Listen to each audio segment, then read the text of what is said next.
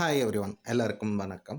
மக்கள் நீதி மய்ய கட்சி தலைவரும் எம்பி கமலஹாசனும் இப்போ டெல்லியில் நடக்கக்கூடிய அந்த CJP cockroach Janata party protest NEET ப்ரொட்டஸ்ட்டுக்கு அவர் தன்னோட சோஷியல் மீடியா பக்கங்களில் ஒரு கருத்தை பதிவு செஞ்சிருக்காரு. என்ன அப்படிங்கிறது பார்ப்போம்.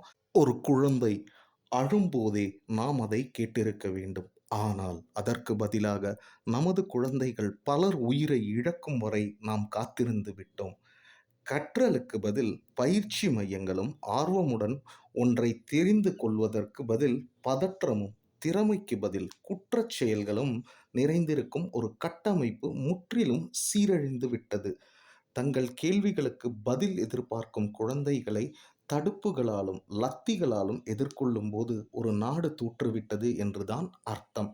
நீட்டுக்கு எதிராக அதே சமயம் சோனம்னு ஒரு ஆக்டிவிஸ்ட் ஹங்கர் ஸ்ட்ரைக் உண்ணாவிரத போராட்டமும் நடத்துகிறாரு. அவர் குறித்தும் கமலஹாசன் பதிவிட்டிருக்காரு.